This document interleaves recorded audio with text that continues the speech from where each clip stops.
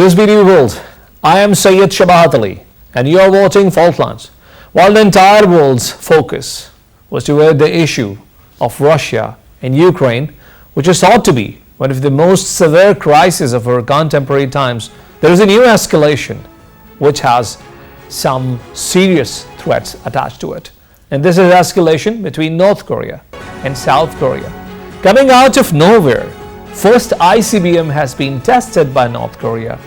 For the first time in the last 5 years, there's 6 missile tests that have been done in last 2 weeks. And to surprise many, 2 missiles have been fired across the ocean of Japan. This has triggered a lot of panic in the country. People have gone out to seek refuge and get out of their congested office and accommodation buildings. Now, not only that, but also United States has started military drills in the open ocean and has repositioned its aircraft carrier. Japan is also a lot concerned, while Beijing has said that it is actually Washington DC that is pushing North Korea to use of such means. While we don't know what exactly has triggered this panic in the region, it is for sure one of the most serious problems currently world is dealing with. To talk about this escalation, I am joined by 2 distinguished guests, and my first guest is in the studio with me. He's Mr. Amir Hussain, columnist, international affairs expert, and joining me in the studio. Amir sir, welcome to the show. Thank you very much. Thanks. Tell us a bit of the background. It has just come out of nowhere, or perhaps we were not following the developments in the Korean Peninsula. Well, I think it's a long history of conflict between in the peninsula, in particular between Korea and Japan.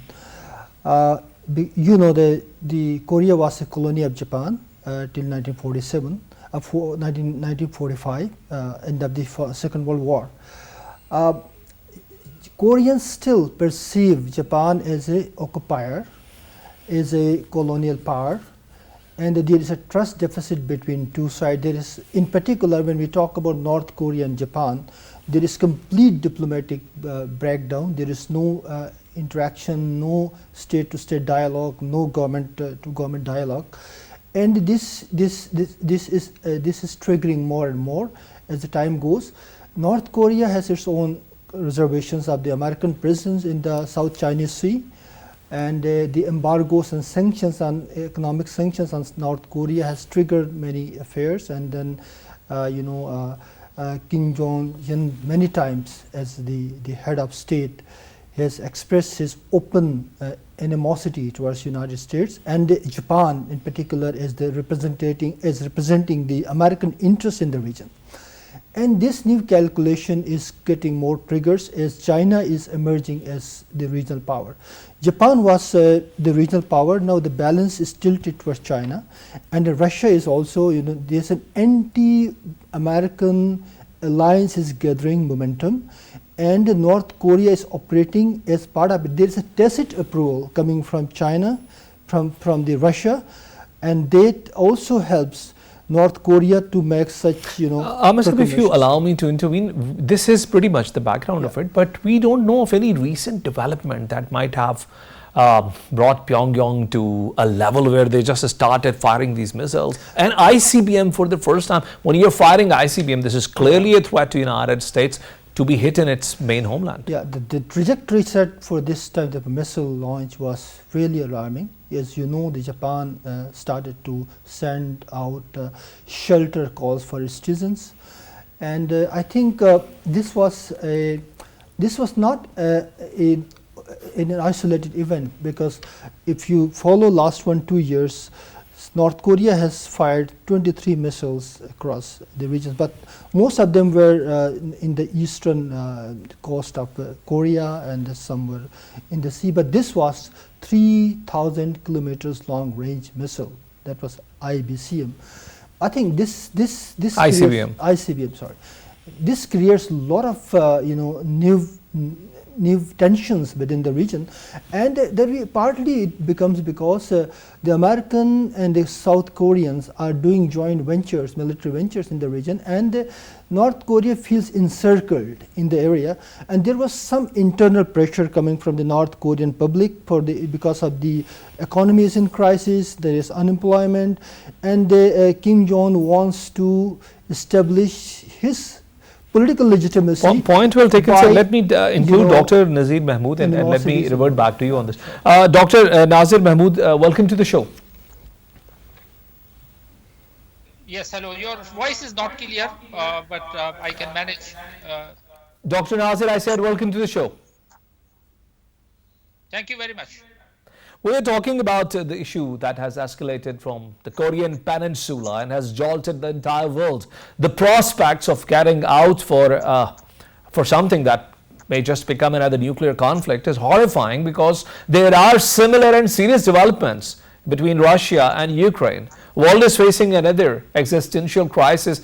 How do you see, what do you believe might have triggered, that might have brought Pyongyang to take this initiative? Yes, the situation is really tense, and as you just mentioned, it's not only the question between South Korea and North Korea.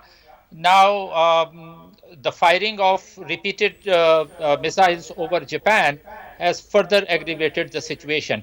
And just this month, they have fired more than six missiles. And overall, if you look at the situation, North Korea has fired 30 missiles only this year, which is the largest number ever fired by North Korea. So, if you look at the situation, North Korea is now in a position to intimidate its immediate neighbors, that is South Korea and Japan, and its not only ballistic missiles, but cruise missiles and hypersonic missiles. They are even capable of hitting some places even in the United States. So, of course, this situation is not welcome. And especially after the visit of Kamala Harris in September, uh, North Korea tried to send a signal that it was ready to go to any extent. And Dr. Nazir, my guest in the studio, Amir Hussain Saab, is of the view that the problem has come out of the developments between Japan and Korea.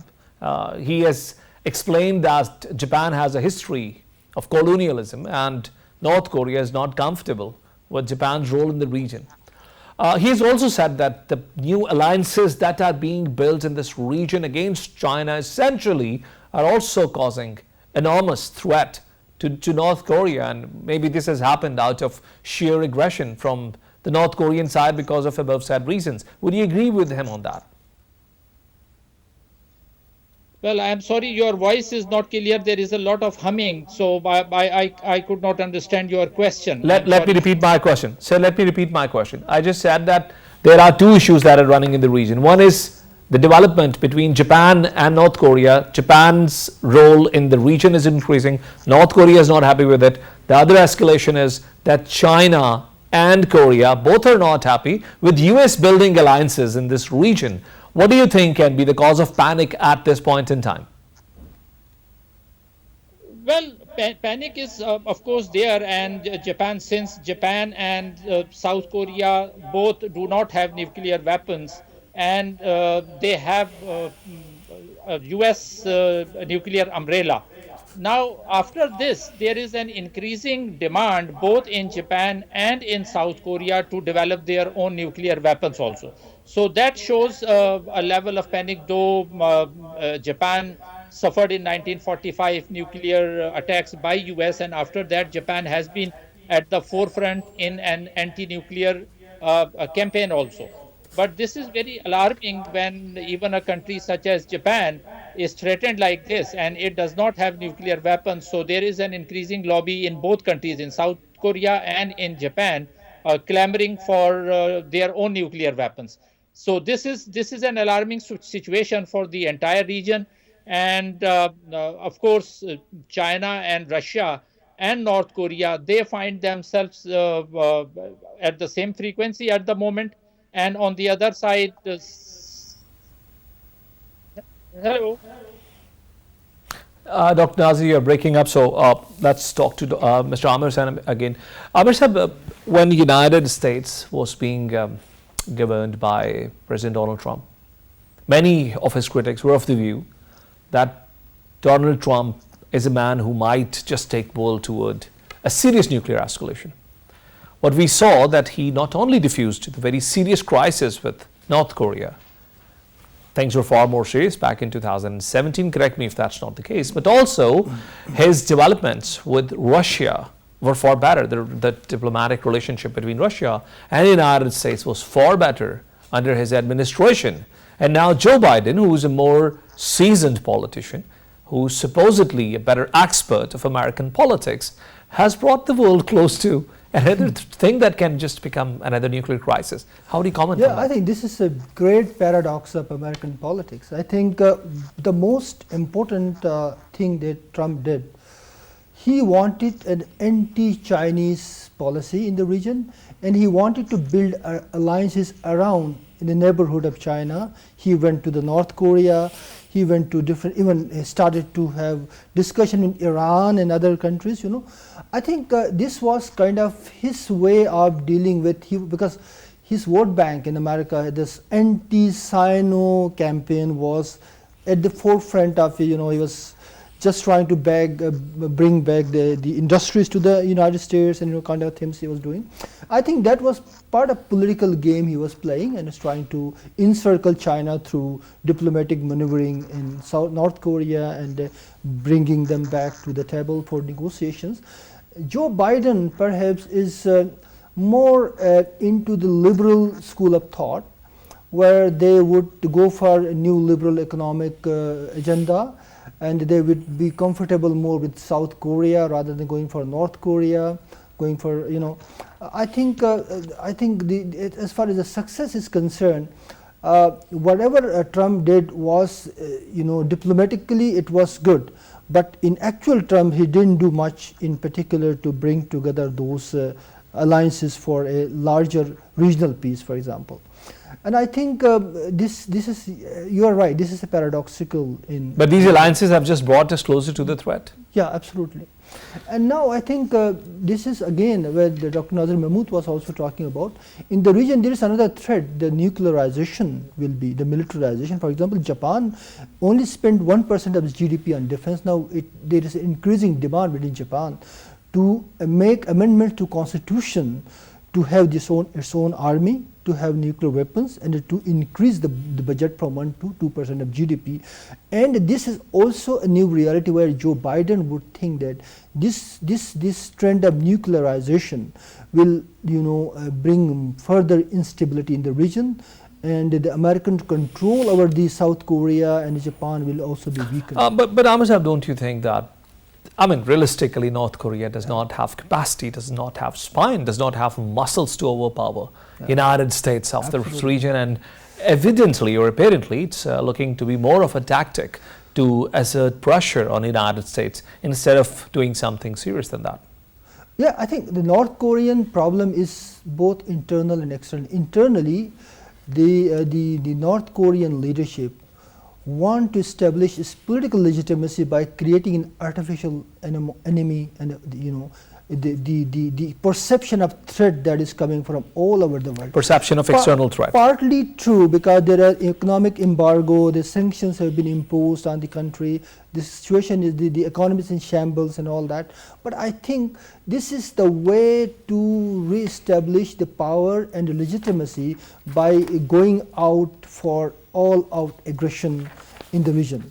And North Korea knows that it would not be easier for the United States to make an invasion, because there is no oil, there is no resources, there are no any economic interest going into North Korea, and they would not like to take an enemy, because there is very bad experience the United States had with Vietnam.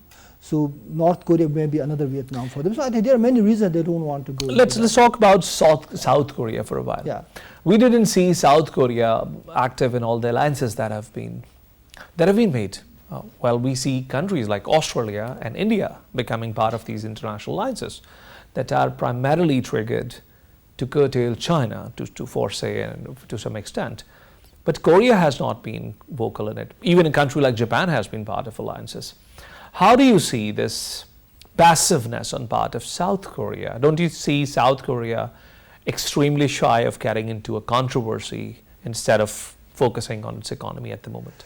Again, South Korea is a country. It's a small country, 100,000 square kilometers of the area, and it's mostly it is kind of American economic protectorate in the region. I mean, whatever Americans do, they will buy in. They will just go and say it's all right. So they don't have to show their. It's not a big power. It's not a state like China. It's not like Australia, India. The new military and the military security arc that is being created to encircle China, Australia is there, Japan is, India is there. So they are the big powers who can actually create good optics for the United States. Korea is already part of it. When Korea would say whatever United States say, well, we are here for you. I think in that sense, Korea is small and it keeps its silence, but it doesn't work, through economy and all that. You just said North Korea tries to create external threats, false external threats, a perception of external threats. Perhaps that helps them to unite the nation. Now, American midterm elections are also on the corner. And we see United States, pushing, going out of way. There is a huge criticism on the way they are going. They are supporting, not going to support. They are supporting Ukraine. We just saw the Crimean bridge connecting Russia and Crimea, catching fire and demolishing just today. And now, when it comes to Korea, another threat has been created. Isn't it a very particular American way of creating external crisis to integrate its polity into unison before elections? I think, yes, the biggest fear for the United States is the regional alliances. They don't want to see a strong regional alliance in the Far Eastern region.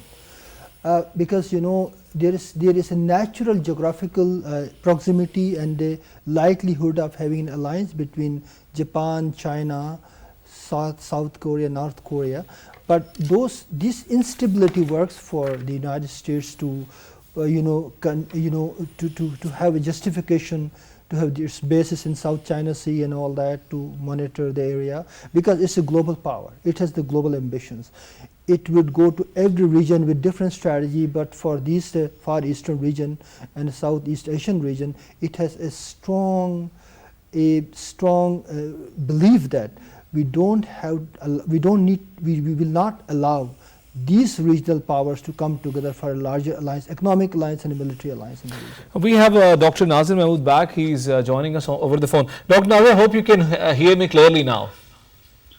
Yeah, because I'm sorry, I have to log out of video call, so I'm on audio. I can understand you now. Yes. So we are discussing the role of United States as being an initiator of the problems that are now taking place in the Korean Peninsula as well.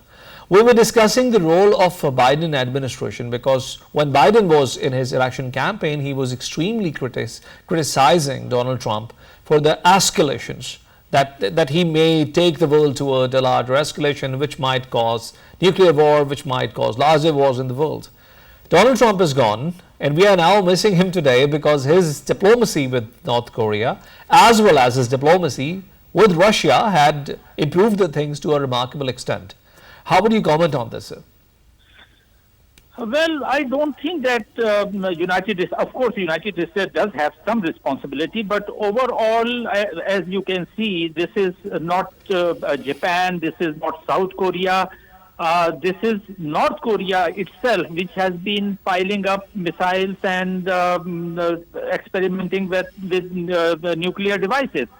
So, in the past 5 years, as we have seen, that North Korea has developed not only ballistic missiles, cruise missiles, hypersonic missiles, and fired over Japan. So South Korea and Japan have natural concerns.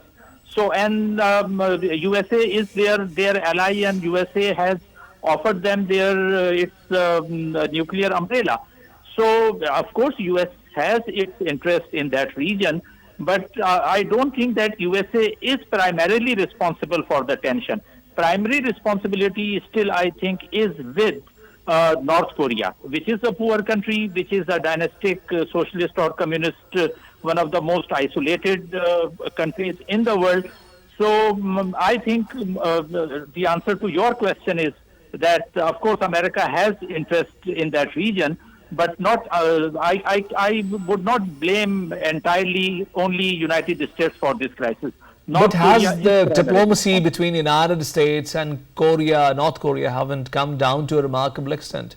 Haven't United States started building alliances in this region that are not only causing problems to China but also causing problems to Korea? Hasn't the United States knitted countries like Australia and Japan into alliances that are daunting threats for countries like North Korea? Well, of course, Quad is an issue even for Pakistan. Because in Quad, if you have Japan, Australia, and USA and India, that is a cause of concern for Pakistan also. But focusing on that region, South China Sea or Sea of Japan only, if you look at, well, South Korea has its own concerns, and when Kamala Harris visited South Korea, they had postponed their joint drills for almost 4 years. Normally, before that, it was a regular practice to have joint military drills. But when Donald Trump initiated negotiations with North Korea, there was some hope. But then suddenly from North Korean side also, they pretended that they were dismantling their nuclear sites and they were ready for open inspection also. But then it was, I think, North Korea which went back on its promises. So once again, I would say that it is essentially North Korea. If North Korea, North Korea does not have any immediate enemies. Japan does not have nuclear weapons. South Korea does not have nuclear weapons. Russia and China have, but both Russia and China have good relationship with North Korea. So why should North Korea stockpile these weapons? So again, I would say that USA is responsible to some extent. But if North Korea was serious, North Korea could have concluded a deal with Donald Trump, but that did not happen. So the meetings between Donald Trump and North Korean leadership remained inconclusive. And I think that was the main reason. And thank you very much, Dr.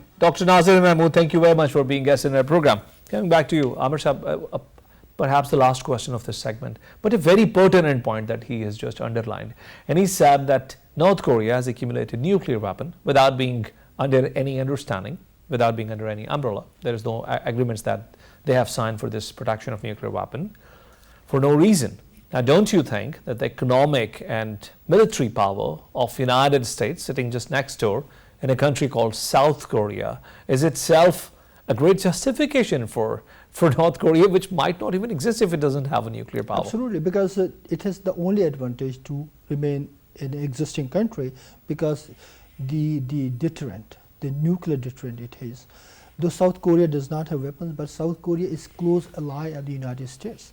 So there is no far away reality, or you can imagine that, and the nuclear warheads can be transported to South Korea if there is a war situation. I mean, it doesn't make sense to say that North Korea has no threat. It has threat. It perceives as a threat.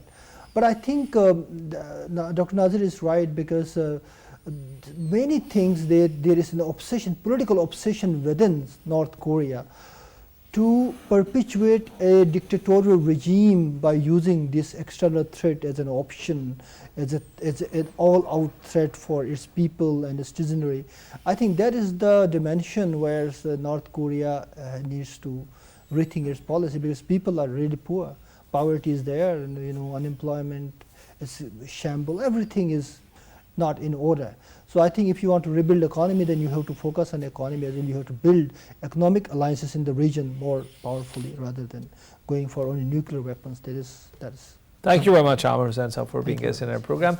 Ladies and gentlemen, as both of my guests have pointed out that the escalation between North Korea and South Korea are not based on things that are actually can be related to any recent developments. It is an ongoing pressure that North Korea is feeling, that is building, not only based on the economic pressures, but also for other geopolitical reasons that have been underlined. We'll take a break here and join you back with second segment of the program. Stay with us.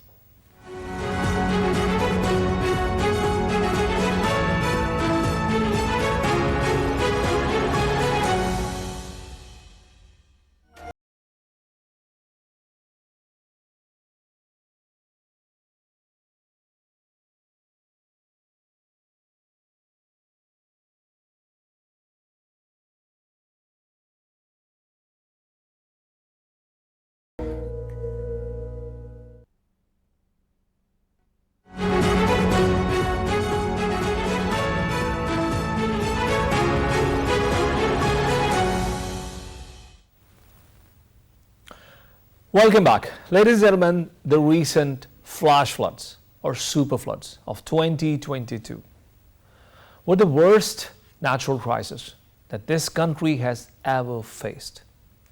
And the calamity is still not over. There are many folds of these challenges that Pakistan is facing.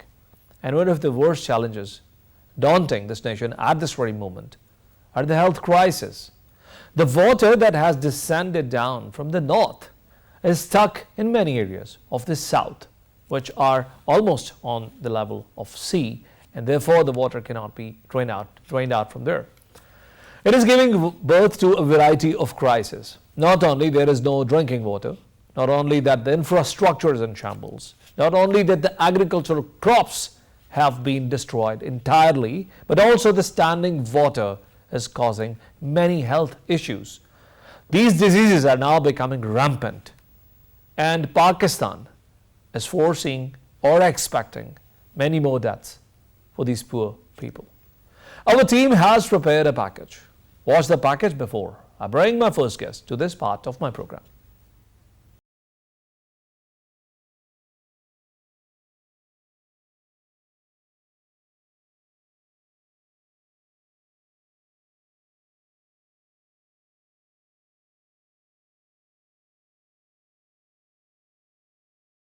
Waters have receded in parts of Pakistan, but the country is now witnessing myriad of challenges such as massive disease outbreak, the threat of food insecurity and financing gap to expedite rehabilitation phase. Julian Harness, UN Resident Coordinator and Humanitarian Coordinator in Pakistan, said the first wave of this climate-induced disaster has caused wide-scale destruction of roads, bridges, homes and other infrastructure. The senior UN official further warned that flood-ravaged Pakistan is entering a second wave of death and destruction from outbreaks of diseases including malaria, dengue, diarrhea, scabies and other skin diseases. Millions have been left without healthcare access after flood-ravaged swathes of country, damaging around 10% of country's health facilities, estimated by the World Health Organization. The UN Children Agency, UNICEF, revealed that at least 3.4 million children need immediate life-saving support. Another daunting challenge is food insecurity, as the World Food Programme and Food and Agriculture Organization estimates the number of hungry people in Pakistan will rise from the current 5.9 million to 7.2 million without urgent international support. The United Nations issued a flash appeal for $160 million at the end of August. Given the immensity of the disaster and growing needs, the UN launched a revised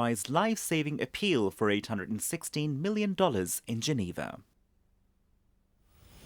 Ladies and gentlemen, as you might have seen in the package, there are two prongs of this issue that essentially we are trying to cover in the rest of 20 minutes of the program today. The first and foremost is the challenges that we are facing other than health. I mean, the issues of climate, of agriculture, of economy, of infrastructure, and certainly health is another larger problem, the elephant in the room that we are facing today. So talk about, for the first part, I am joined by Muhammad Abdullah Deol. He's a water scientist, previously working for United Nations and currently working for WWF. Abdullah, welcome to the show. Thank you very much for having me. We're talking about the flash floods, the super floods of 2022 to be the worst crisis of our contemporary times, rather of our entire national history. I was just reading a statement which states that this calamity can even be viewed from the space. How do you see this disaster? What exactly has happened with us? Well, of course, it is a mega event and mega disaster. There is no doubt about it. Even the UN Secretary has visited it himself, and Miss Angelina Jolie came here because it is something big if the entire world is talking about it. So what actually happened is because it's torrential rainfall. It's like the cloud just burst and there was too much rain at that area. That area has never faced that much of rainfall. And at the moment, the thing is, in the region of Sindh, it is like a land with almost zero slope. It's not the north, it's not the Punjab, it's like the end where the Indus River just finishes itself. And now there is no natural gravity for the water to just go down into the sea. And also, the second thing is, there are some embankments to protect the lower lands as well, because there are some houses and some agriculture down there as well. So if they open these embankments, it's like damaging the next part. Then they open and it's like damaging the next part, the next part. So right now the water is standing there because of there is embankments to protect at least the land which is after that area. Otherwise, it's like distraction happening and happening and happening. So we're waiting for water to just... I'm sorry to cut you, but apparently there is clearly a lack of strategy. Or at least we can see that perhaps it this can problem... be, but the people... Let me finish. Perhaps we can see that we were not prepared for a crisis of this scale, and apparently there is a lack of coordination between various elements of the government as well. That's true. We weren't prepared. We could have been prepared, keeping in mind what happened in 2010. Okay, right now it is more because of the rainfall. At that time, it was more because of the River Rhine flood. But 1/3 of the country was underwater at that time, and it's still after 12 years, if we see, we stand at the same point. So we could have learned, and of course, we should have been prepared at least a little bit. We could have saved 50% ourselves, if not more, if we had learned a lesson from what happened 12 years ago. And from the government, of course, 33 million people is like more than the population of all those Scandinavian countries. So imagine how difficult it is for the government to communicate and give aid and give food and give shelter, because right now it's the time about post-flooding. People need clean water, people need hygiene, people need mosquito nets. And if we talk about in scientific language, if people should not be living where there is the flood water unless and until the water is gone, the place has been cleaned and it has been reconstructed. But unfortunately, we are so limited on our resources that people are forced to live for more than months in that stranded and standing water. So we need to do something about it. One idea could be if we put some water filtration plants, clean that water and let's come to it all later. You have highlighted a host of issues, and let's talk about it one by one.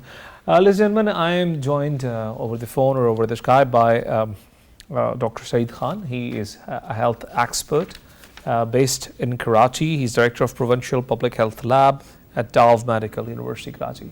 Dr. Saeed, welcome to the show. Thank you, Shabbat, for having me at your show. Dr. Saab, we are facing a very different crisis, and the world is now increasingly, as much as our government and so rightly, concerned about the health component of the crisis. Now, there are many strengths of public health attached with it. So being expert of public health, how do you see the problems that the people at large are facing, the health problems that people are facing at large in these areas?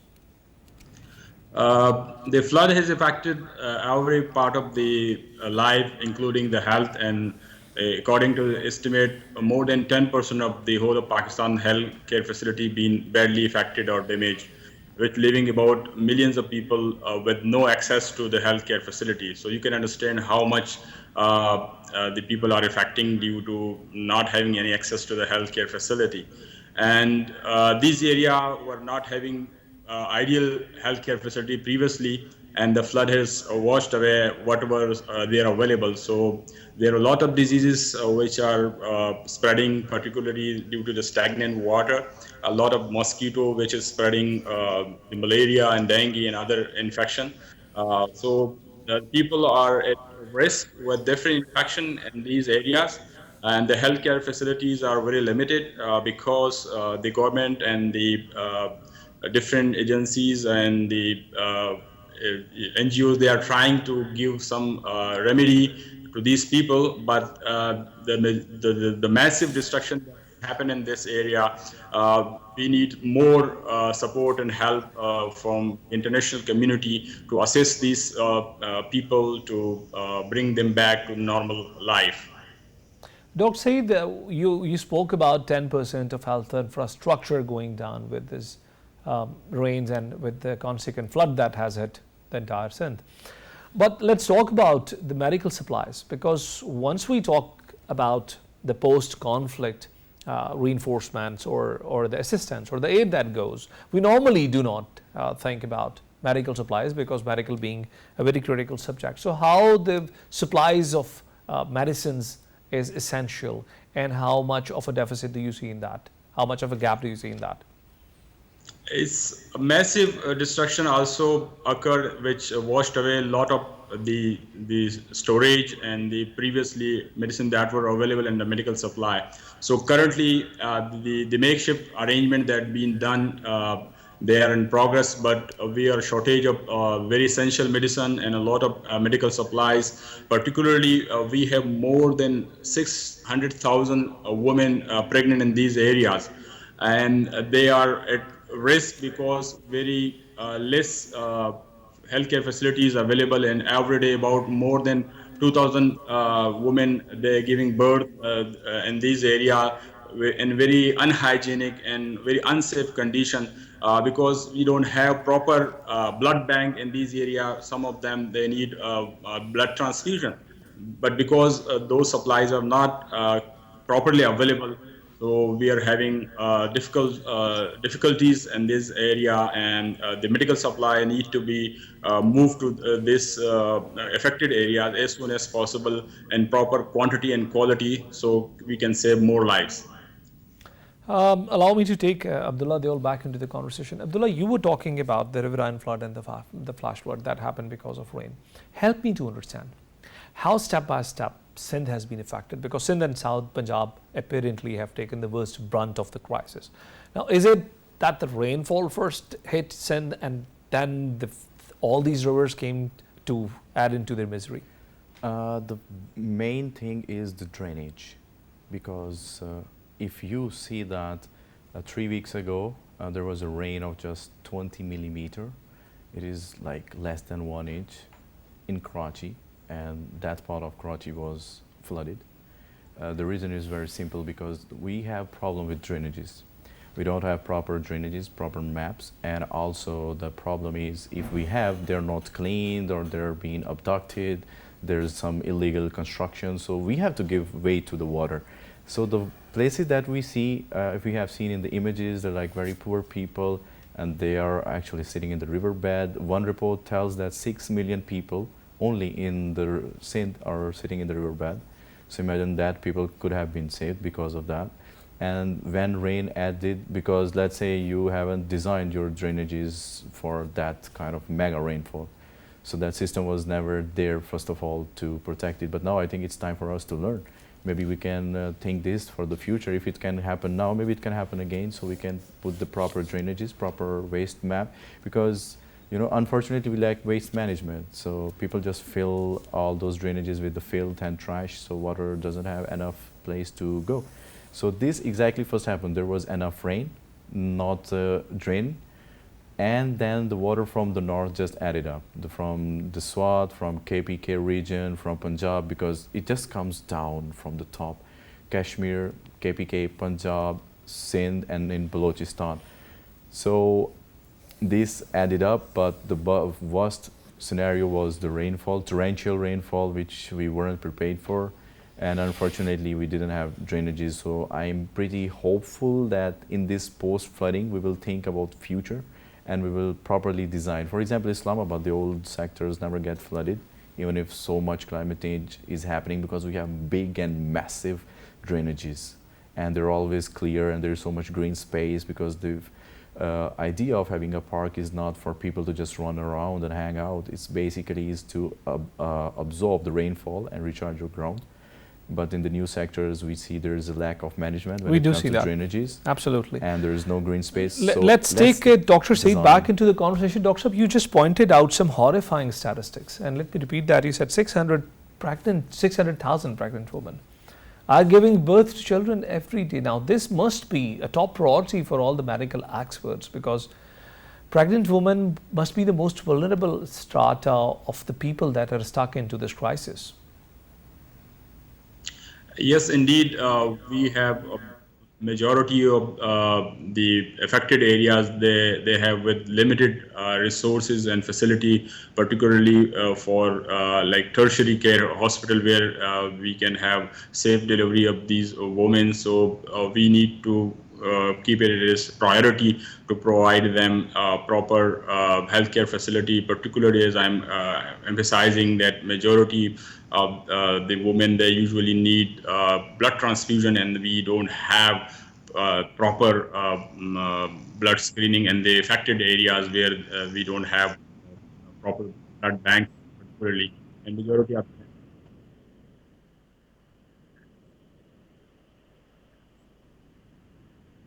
3.4 million children are also stuck in water. What can be the problem for these children? What are your worries about these children as a health expert? they may be with many of the infections, because a lot of infections they are waiting for them with, and then the nutrition value, because they born with malnutrition, particularly the mothers are leaving cramps with no proper diets. Your voice is, Dr. Said, your voice is breaking. Let me come back to you. Coming to you, Abdullah. So you said that this water has hit Sindh in the frontiers, and now since we do not have drainage facility available on such a scale, you also said that in the future we need to plan accordingly. Tell me, do we foresee such rainfalls, God forbid, hitting us again and again? Because this has happened after a period of almost 12 years. Yes. Last was 2010. Yes. Do you see this such course. intensity of rain are expected in the near future as well? Of course, it is expected, and I'm afraid it is expected to happen not just frequently, but with less time period. Like, for example, if it happens now, maybe it can happen after 5 years, if maybe after 10 years, but the experts say is that it can happen within the time frame of 5 years, because we're very vulnerable to the climate change. We have the highest number of glaciers in the world, 7,253. These are known glaciers. 7,352 what? 7,253 glaciers, the second largest number outside the pole, and the largest inside any country on the planet. So we are the most vulnerable. So basically what happens, for example, there was a heat wave in Europe this year, we have seen it. And so when there is winds coming from Pacific, or either from the Persian Gulf that we have, or the Arabian Sea, or the Indian Ocean, so we have really high glaciers. So when that hot wind and those clouds hit those glaciers and mountains, they end up into rain, and they just bust down. So that global warming is gonna increase a lot of rain for us. So, and our glaciers are melting at an alarming rate. There is a report about it, and we are the 8th most vulnerable country when it comes to climate change. So it means if we are not prepared for it, we cannot just keep blaming other nations that because of their carbon dioxide we are suffering. Yes, we are suffering, but if I'm hungry, if there's no one to cook food for me, I have to cook for myself. So we cannot give our fate in their hands. So we must plan. We must have flood risk modeling. We have flood zones, and we need to think seriously. It's I think it's safe to say that it's a matter of national security. Imagine you're flooded and you get you're right. forbid, You're right, by Abdullah. something. There are certainly many aspects of the problem, as well as you have pointed out. But just to clarify one thing, you just said the melting of glaciers, but wasn't this specific flood was more because of rains and it is less more because of rain? But like I said, when there is a warm cloud and they hit those mountains because they're really high, what happens in the Europe is they don't have that high altitude, so wind just crosses by. We have extremely high altitude. They don't cross it by. They hit, the cloud becomes cold, and then they just bust it open, and it causes a lot of rainfall. Yes, in the Hunza, we saw there was a damage of a bridge, and there was like a flash flood. That was because of climate change, the glacier melting, this was more because of rainfall, but So why you foresee in future, I glacier foresee, can be a major I see problem. both glacier melting and rainfall, so why not just prepare for both right now? Let's connect Dr. Saeed once again. Dr. Saeed, as you were talking about the issue of the children, what are your worries as health expert for these children that are stuck in this area?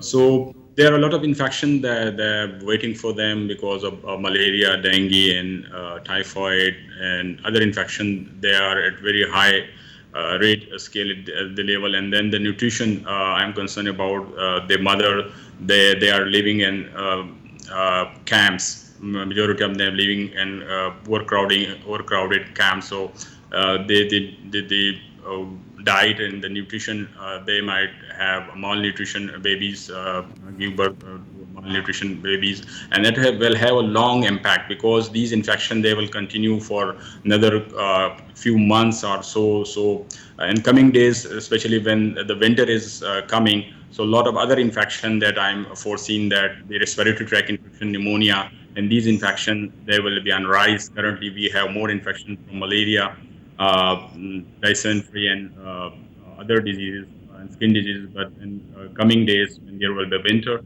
so we can expect pneumonia and other infection which are usually linked with overcrowdedness. So we need to bring these effectors to their houses, and we need to start them initiatives. So the time we bring them back to their houses and home, we can expect Thank you very reduction. much, Dr. Saeed Khan. Thank you very much, Abdullah Deol, for being guest in our program today. Ladies and gentlemen, as you have seen and as you have watched in this program, the health experts as well as the water experts are equally concerned about the crisis that we have in hand and about the prospects of this getting worsened from here. Future must find us well prepared in the odds to come. We'll join you tomorrow again with another program. And until then, Allah Hafiz.